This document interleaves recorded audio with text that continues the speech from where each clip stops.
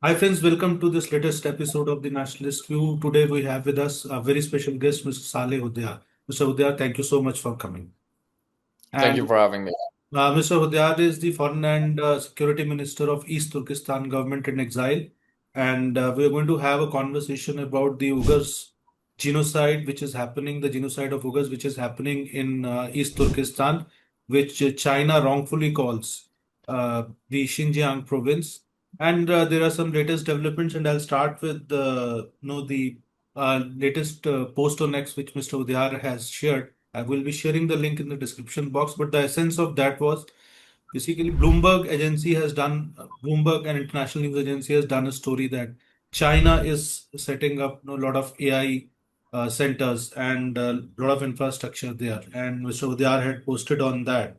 So, Mr. Udayar, my first question is, uh, how do you see the role of East Turkestan in the scheme of Chinese plans when it comes to the AI centers, the use of AI, and especially in context of the Belt and Road Initiative? Well, East Turkestan is the cornerstone of China's economic, political, and military strategy, and even technological strategy. This is why the Belt and Road Initiative runs through East Turkestan. Without East Turkestan, there is no Belt and Road.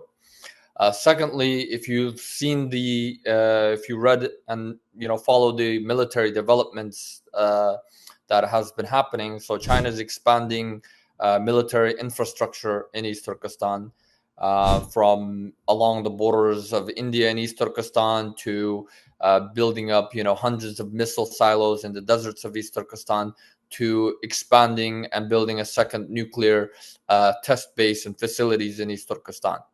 So East Turkestan, from a military perspective, is vital for China to project power not only into Central Asia, but also into South Asia, and ultimately broadly into the Indo-Pacific.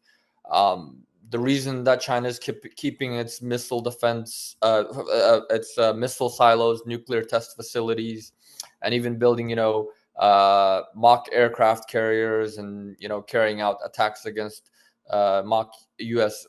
Bases in the deserts of East Turkestan, is precisely because it's far distant, from the coastal areas where there are already, in Japan, in South Korea, and other parts. You have the U.S. and other allied bases, that if conflict did arise, they'd be able to, uh, take strategic strikes against those areas.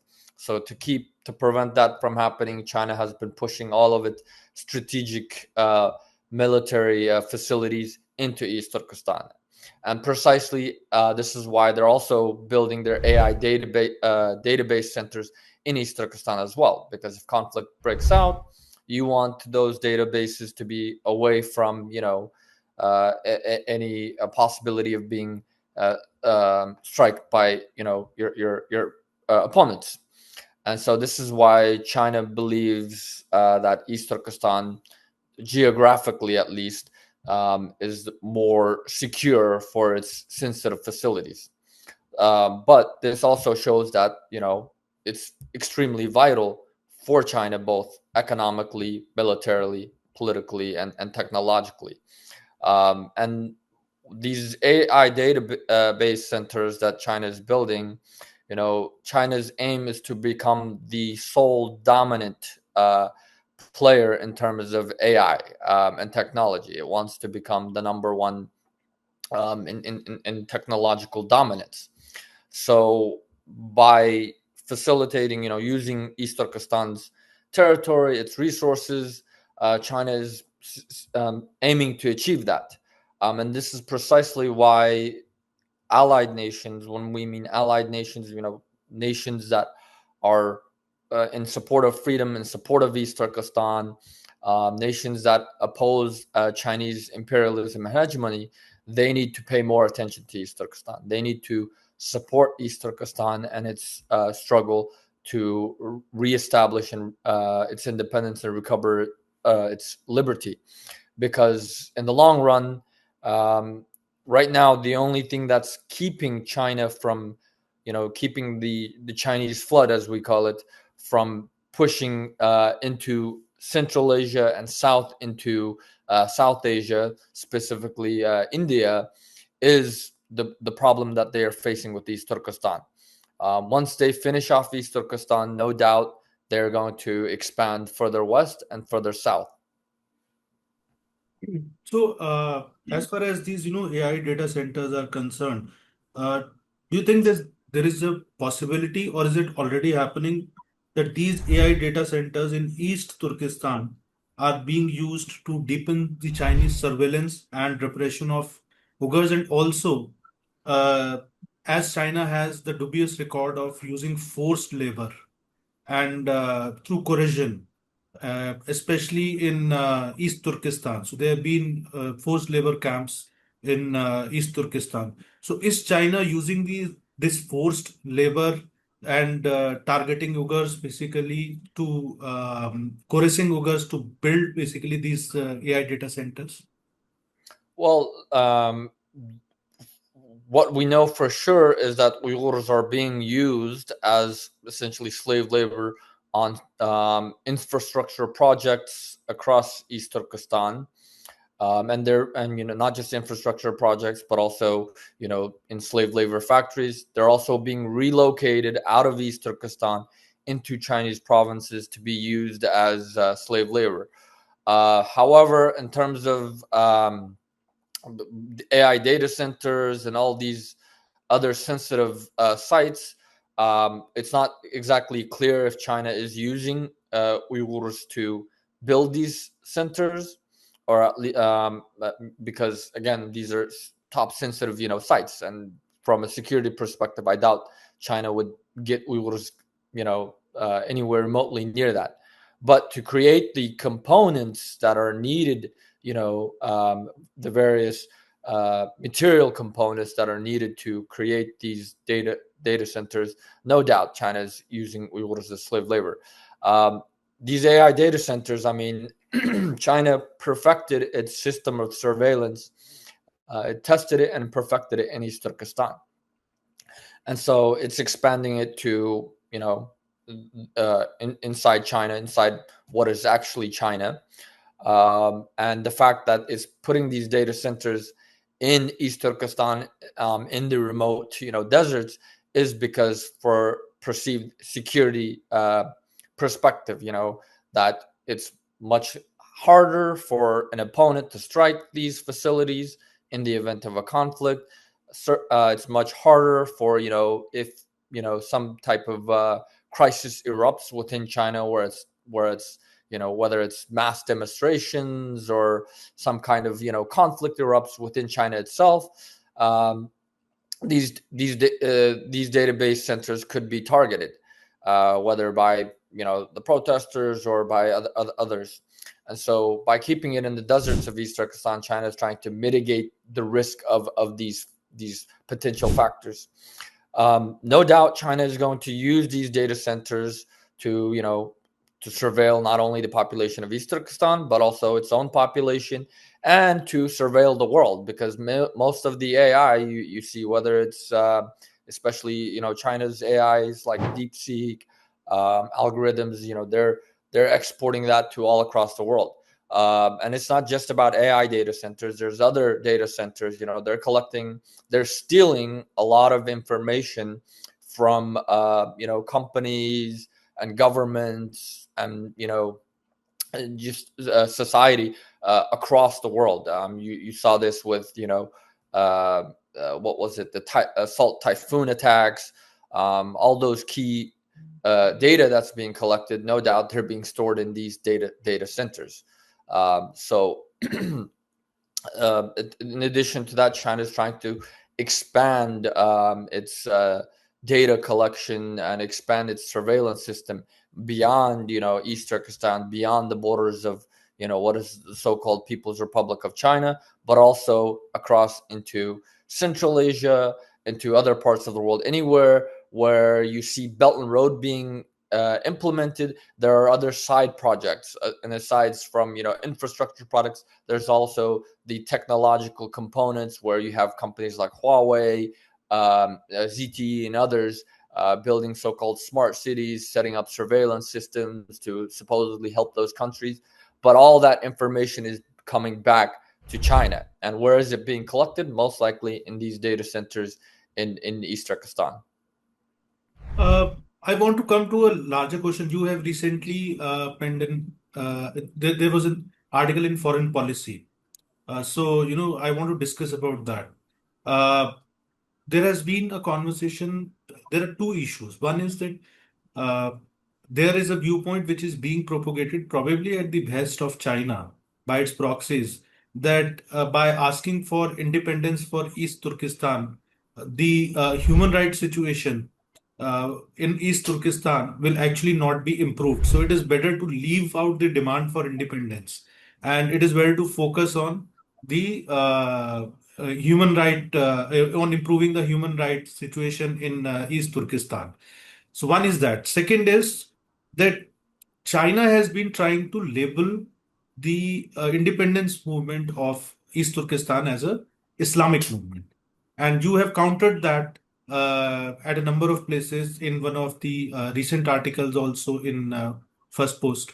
So overall, if we look at the situation, how do you see at this China's propaganda war through its proxies to defame or to misdirect or to create confusion around the independence of East Turkestan, which it deserves, and how do you intend to counter it, or how you're countering it, and what's your message for the global community? Well, I mean, since China occupied East Turkestan in late 1949, it's been waging, this type of political war. It's essentially a propaganda war to, one, delegitimize our desire, our right to independence, and our struggle for independence. Um, and so, when we come to the first article that you mentioned in the Foreign Policy, so the author wrote under a pseudonym. And then soon luckily, because they still uploaded their photo, half cut off photo, we were able to reverse search that photo and find out who actually wrote it. We found the person as LinkedIn. And this is someone who's affiliated with China. So you can see that it's the Chinese who are really disturbed by the fact that our calls for independence are getting some traction and attention in the global community. And so they fear that because, again, East Turkestan's independence would mean the collapse of the Chinese empire, because East Turkestan is the Achilles heel of the PRC. As I mentioned earlier, it's the cornerstone of China's Belt and Road Initiative. Without East Turkestan, China has no overland connection to Central Asia, to South Asia, to the Middle East, to Europe. Over 40% of China's the natural and mineral resources that China gets from East Turkestan, or that gets oral total comes from East Turkestan. In fact, the energy, just the electricity from East Turkestan, and again, this is the Chinese government's own data. The electricity from East Turkestan that is produced in East Turkestan powers over 120 Chinese cities in 20 Chinese provinces. So from both from a political, economic perspective, the loss of East Turkestan for China would be catastrophic. This is why they have been engaging in the ongoing genocide, is to prevent any possibility of us to try to recover our independence. This is the main goal. And even as I mentioned, the military aspects as well. All of their critical military facilities are in East Turkestan. Everything that if China does get into a bigger conflict with a bigger power, having those key facilities is going to play a vital role in shaping China's, and in shaping the outcomes of that conflict. So this is why for the Chinese, East Turkestan is vital, and this is why they use others to always try to hamper our call for independence. Of course, calling for independence doesn't undermine our push for trying to improve the human rights situation. In fact, it is because we don't have independence that we don't have human rights. Because we lost our independence, we went from an independent nation that had, our people had our human rights, our culture, our religion, everything, to a so-called autonomous region that deprived us of every fundamental right, to where now we're facing genocide and having to beg for mere human rights, the mere right to exist. The only thing that can guarantee our people's survival, our people's very existence, is the restoration of our independence. When we have our independence, then we can have our human rights. Because let's look at the reality. Right, over the past decade, since the genocide has been happening, the U.S. and over a dozen, Western parliaments recognized it as a genocide. The UN, it stated it was a crimes against humanity, and yet nothing is being done. There's nothing on this scale happening in the world, yet no meaningful action is being taken. The UN is not going to guarantee our human rights. The US and other Western nations are not going to guarantee our human rights. And you can't expect the Chinese, who are depriving their own people of human rights, to give a colony, a nation that they are occupying, a nation that they are trying to destroy, human rights. So the only guarantor, if you look at history, the only thing that can guarantee a nation's existence, their human rights, is if they are able to protect it themselves, if they are able to preserve it themselves. And that can only be done if they are a state, if they have their own independent state to protect and preserve their rights in the international forum. And this is why independence is the only way forward for us to ensure our existence, our very survival. And now coming back to the second part, especially China's propaganda in trying to demonize or delegitimize our independence movement is nothing new. I mean, since they invaded, they played the same game. In the 1949, the Chinese, they officially call their occupation of East Turkestan the so-called peaceful liberation of so-called Xinjiang.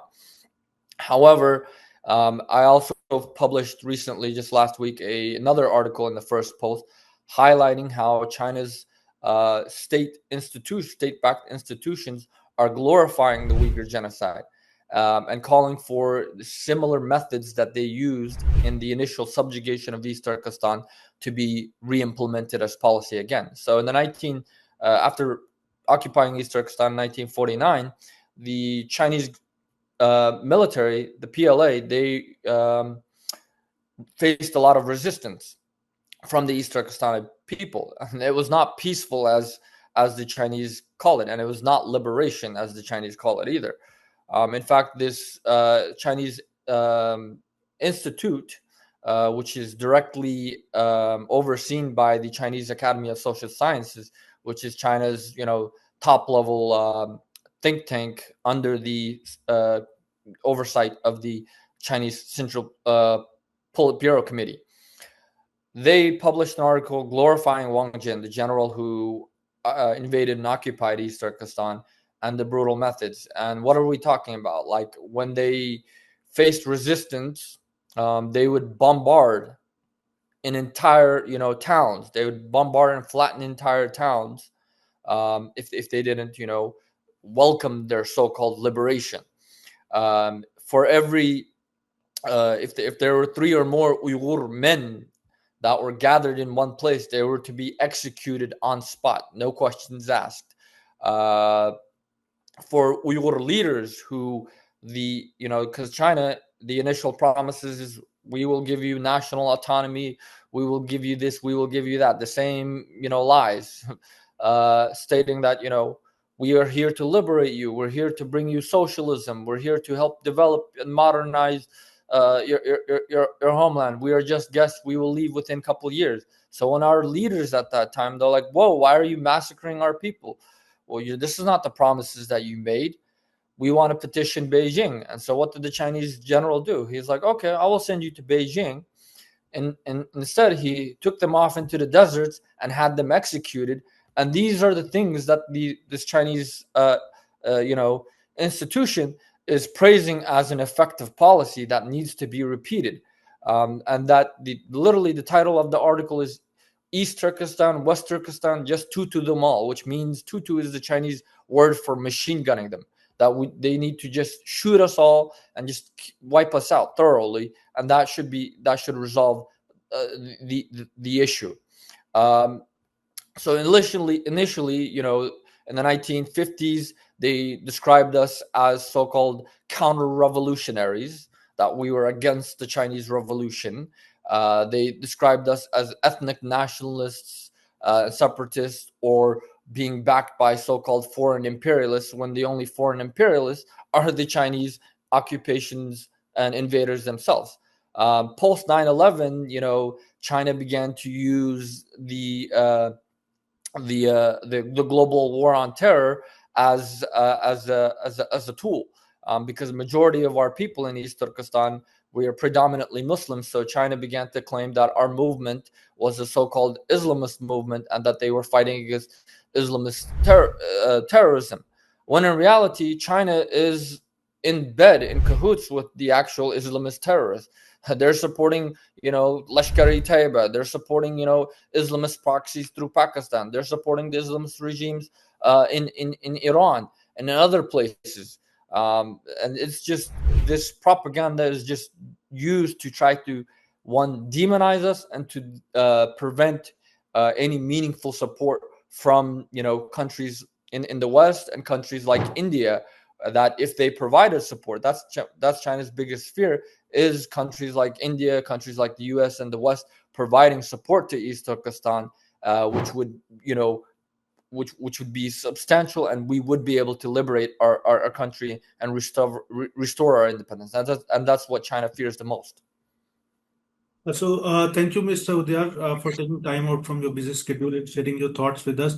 We'll continue to monitor the situation in East Turkestan and what China is doing in East Turkestan and the kind of propaganda it is trying to spread through its proxies. And we'll be sharing some relevant links in the description box, which can give you more information about the articles which we have mentioned in the discussion, and also we'll be sharing a link of the official website of the East Turkestan Government-in-Exile, so that if you want to know more about it, you can get more information about these aspects there. And thank you for watching, and we'll be back soon with another episode. Thank you, Mr. Udaya, once again for taking time out from your schedule.